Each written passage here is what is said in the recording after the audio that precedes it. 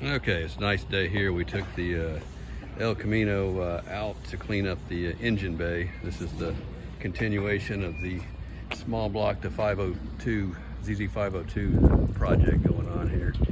So this is a good view of the car. You can see how nice this low mile original car is and why we're going to painstaking detail to make that motor really kind of correct under this hood, even though it's nothing the sort. But we took the our big pressure washer, hot water pressure washer, and cleaned up the engine bay. Didn't need a lot, but you know, they get a little dirty even with the low miles this car has on it.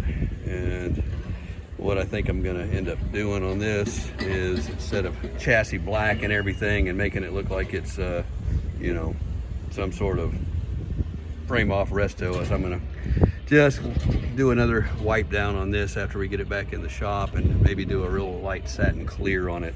So I want the thing to have at least some originality to it and not overdo the chassis. The firewall, and the sun's reflected, it's real nice. You can see the brake boosters real nice and all of that stuff there. Up here is going to be DeWitt's big aluminum radiator, one of the tank radiators that are made for these cars.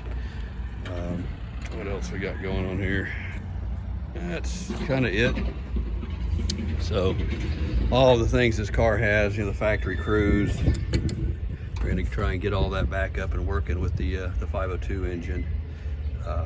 Should work fine. The 502 doesn't produce ridiculously bad vacuum, so it should be okay. Let's see what else we got. Under there's the cross member, which I have a new one. I ordered a double hump or double exhaust cross member for this car, so that'll be changed out once we get ready to put the engine back in. And we're going back with, there's the transmission, and this is one of those things that we'll just see what it does. This is the original turbo 350 with the stock El Camino torque converter on it.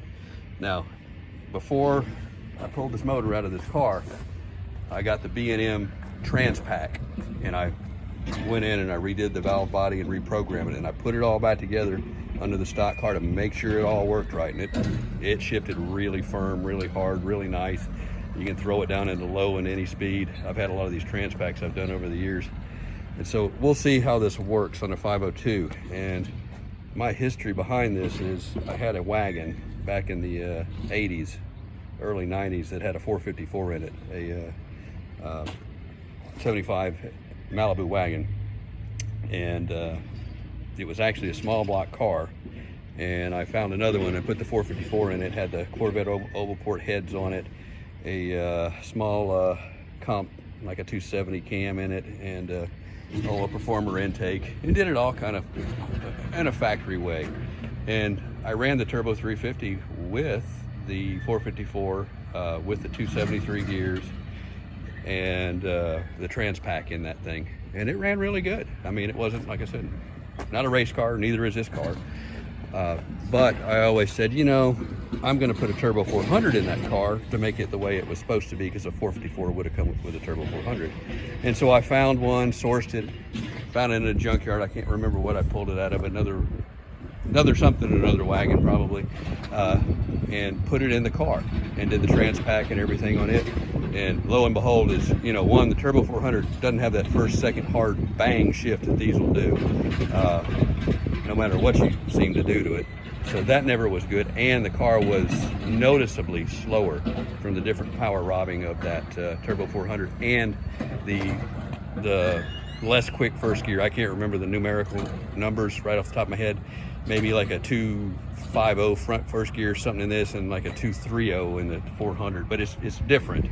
So the 350 has a quicker first gear ratio, which you can tell when you compare the two side by side for sure. So we'll see how that thing works out. I'm going to put it's going to have the DeWitt's radiator with a bigger cooler in it, and I'm going to use a Vortec 454 truck automatic transmission cooler as an auxiliary, which is a big old plate unit. So we'll have that in place. And when that thing finally blows up, If it does, then I'll go to the 4L60 or 4L80 project in it, which I don't want to do now because it's just too many things at one time, and I want to make sure everything is right, and I can do the 4L80 after the fact. But I don't even know I'm going to want to do it. I think this will work pretty good. And like I said, I'm not going to run quick gears at 273 gear in this thing. And with that torque converter, which is, you know, roughly a, let's say an 1800 stall, because the El Camino does have a little higher stall converter than your regular Malibu. And you know, that 502 with 560, 580 foot-pounds of torque is going to knock that thing up to way up to 2500, maybe even higher. So it's going to be right in the range of the camshaft of that motor with that converter, and that's a big one, holds a lot of fluid. So we'll see what a factory converter does on a 502. Everybody says, oh, the aftermarket converters are much better. Never torn up a stock converter, honestly. Torn up a lot of aftermarket ones, I can tell you that for sure. So we'll go with that. That's our big pressure washer, what we use to clean up pretty much everything. It's got a what was it, 28 horse dual 2-cylinder Honda motor on it with a big burner, and it'll do I think 6 GPM at 6 gallons per minute. So it's going to go up to, I think, 4,500, 5,000 psi, which is too much. We don't run it that high, but we do on some other applications for heavy equipment, but not these cars. So it's all cleaned up, looks nice, and that's kind of where it's at there. And we're working on a 87 Grand National, real nice low mile car. Here's a customer friend of mine also that we had to redo the Power Master brake on it, which is common on these things. So it's working now. But that's that. And so I'm not at a point where I really want to show the progress on the 502 because there's a few loose ends on it, but I'll go in the shop and show where that's at right now. I'm waiting on a power steering pump case because I use the big block's got to use the banjo case, but there's the motor, and so it's on the stand with the Sanderson headers on it. We've got the carburetor on it there. Still messing with the bracketry on it. So this is, we got the, you know, these are all factory brackets, all the big block long water pump brackets, and there's the big clutch on the original fans, the 7-blade that came on the El Camino. And so yeah, that's the correct pump, but it's the wrong housing. The air condition has to have the banjo housing. It hits there, so waiting on that to finish that job off. Here's the fuel line. We're running the LS6 fuel line. It's a reproduction from one of the Chevelle companies, 396 ss396.com. I think that's where I got it. So that'll be a nice touch. It'll take a little bit of finagling because the intake is higher, but it'll work. I have to get because these are 3/8, the Holly on the big ones, and you have to go down to the 5/16. So I've got those ordered. So that'll allow that to go in here, which 3/8 fuel line, 5/16. This 3/8, 5/16. But the reality is the fittings. This is a 5/8, and those are 1/2 inch. So again, that's the fuel pump, which again, it's that's a Carter big block non-return pump, which is correct for this car, and not that I like it. I said the 2 weak points of this project, I think, are going to be your fuel system, which I'll end up having to go to something else maybe later and see what the transmission does after we get it some time in there. We're going to use the factory water neck on it, of course, and there's your pulley for the water pump, the fuel power steering pump. So all that goes there, and there's the compressor goes right here, and that's it right there. So everything's set up for that. I've already mocked that up, and it works really good on here. I haven't figured out how to do the rear bracket yet. More than likely, we're just going to have to cut the part that goes over the exhaust off and just use the 2 bolts on this side, which, well, it'll work. I mean, it's going to lose some strength to it, but you can't get around these massive headers. these big port heads. So that's going to be another deal. And then we're on to the exhaust, which those obviously come off when we put the motor in. I'm going to try and put the motor in with a front drive on it, obviously not the fan, but I'm going to try and do it with what you see here, not the compressor obviously either, but we'll see how that works out. I may end up having to pull off the lower pulley depending on how it tilts in the chassis with the transmission, but we'll get that when we get to it, so that won't take too hard.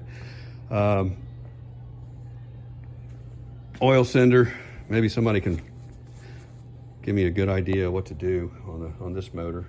Is that's, you know, our position there, and this is just going to be too hard to get to. I just have it there, and obviously we can go to here, which the wire's not long enough, and I haven't seen how that goes in the chassis, and I know they have a shorter version of this.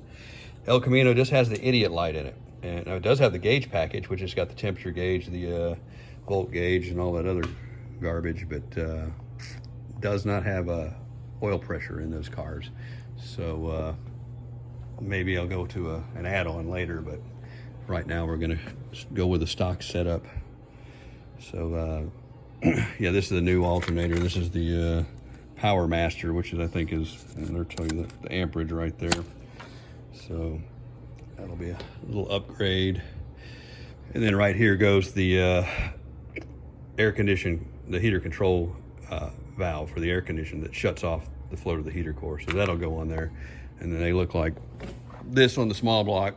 And it's the same on the big block for these years. I'm just gonna get a newer one, put on there instead of tearing it off that motor. But that'll be sitting right up in front in your face.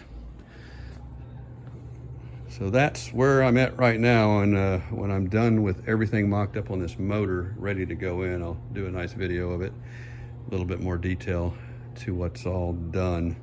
But you know, when you buy a crate motor and you try and do it right, using aftermarket headers and aftermarket oil pan and a few other things, and even an aftermarket aluminum water pump, Edelbrock water pump, you got to do a lot of rigging. I mean, there's just a whole lot more than just a drop in. This is, you know, just as much as building a car from the ground up almost. So it's to do it right. There's a lot of guys that just throw these in there with March systems on that and all that crap, and that's nice. You know, they're fine that way, but it does not give you the appearance of somewhat of a you know, a factory type car, and that's what I'm trying to achieve with this. Even though that motor is dead out of place in that car, but they could have, you know, had a big block in that car and they wouldn't have had a 502, but oh well.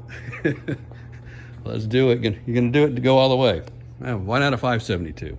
Well, that's a tall deck, so that gets in a whole nother level of problems, and none of those brackets will work then. So anyway, that's where we're at. Back out to the car. So really nice day here in Dallas, so we got to enjoy it, playing around with this. And until the next video, thanks for watching.